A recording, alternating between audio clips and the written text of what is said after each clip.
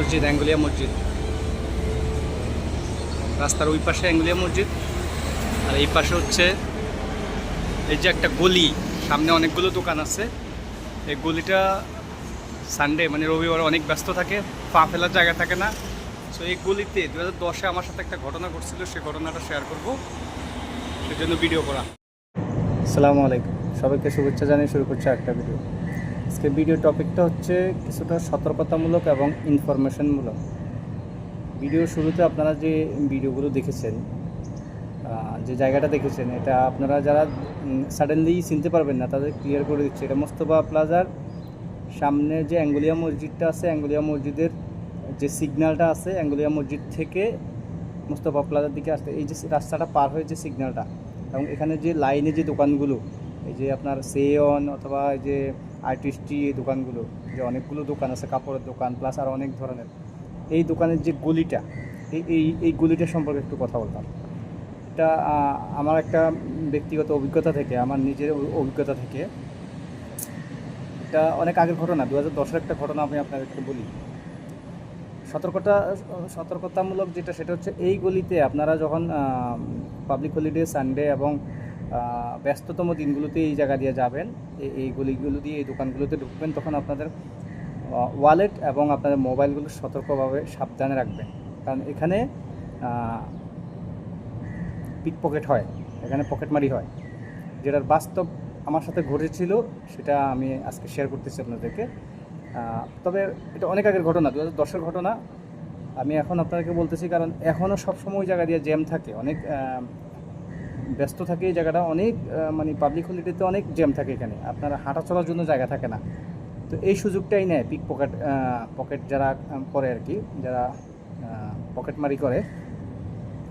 তো কারা করে সে বিষয়ে আমি ক্লিয়ার করি। আমার সাথে কারা করছিল এই বিষয়টা, সেটা হচ্ছে আমি জানি না এরা সিঙ্গাপুরিয়ান না মালয়েশিয়ান, তবে আমার সাথে যেটা ঘটেছিল সেটা তামিলরা করছিল। আমি অবশ্যই এই এই এই ঘটনাটা আমার সাথে ঘটার আগেও আমি শুনছি, আমরা অনেকে বলছে যে এই গলি দিয়ে যাওয়ার সময়, অ্যাঙ্গুলিয়া মসজিদের সামনের যে জায়গাটা, এই দোকানগুলোর সামনে দিয়ে যাওয়ার সময় সাবধানে, এখানে কিন্তু এগুলো হয়।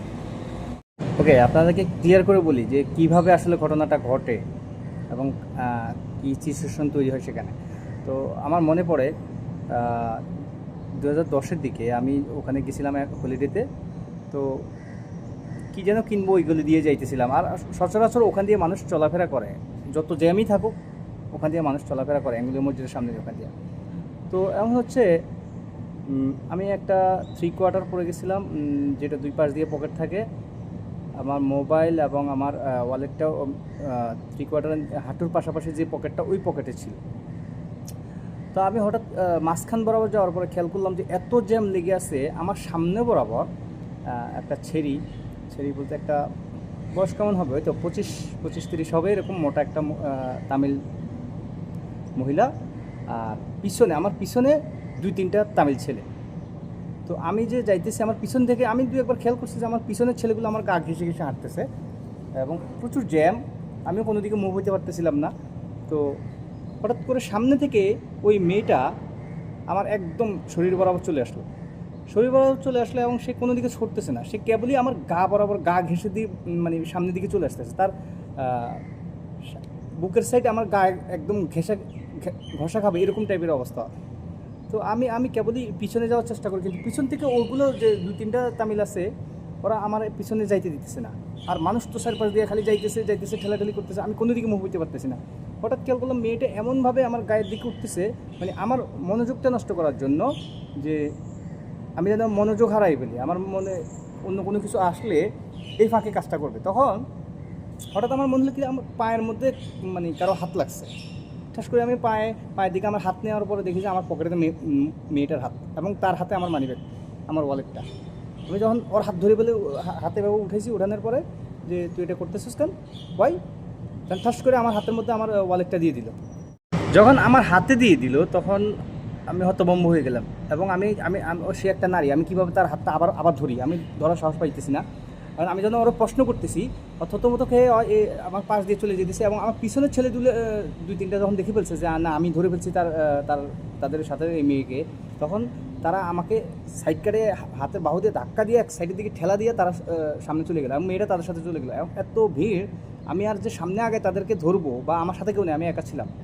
তো আমি আর সাহসও পাইতেছিলাম না যে কী করবো আসলে। ওরা হয় সিঙ্গাপুরিয়ান না হলে মালয়েশিয়ান, তামিল। এবং আমরা ওই সময় যারা নতুন নতুন আসে তখন তামিলদেরকে আমরা ভয় পাই। ওদের চেহারা চুরুত কালচারে দেখলে এমনি বেশি একটা কেউ মারতে চায় না আর কি। তো ওই সময় এই ঘটনা হয়েছিল, আমার ওয়ালেটটা আমার হাতে দিয়ে ভাগছিল তারা।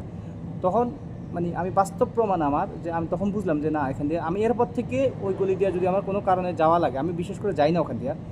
যদি কোনো জ্যাম ট্রাফিকের সময় আমি যাওয়া লাগে, আমার সবসময় আমার ওয়ালেট এবং মানিব্যাগ আমার হাতে শক্ত করে ধরে রাখি, আমি পকেটও রাখি না, মানে ওখানে এত জ্যাম।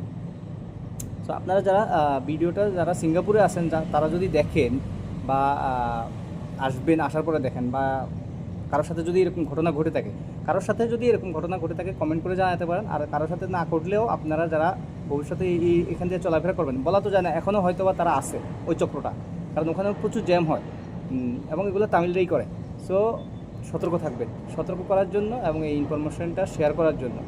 ওখান দিয়ে দরকার না হলে এত জ্যামের মাঝখান দিয়ে যাবেন না, প্লাস গেলেও খুব সতর্কভাবে ওখান দিয়ে যাবেন। সবাইকে ধন্যবাদ, ভালো থাকবেন। আগামীতে দেখা হবে আরেকটা ভিডিওতে। আল্লাহ হাফেজ।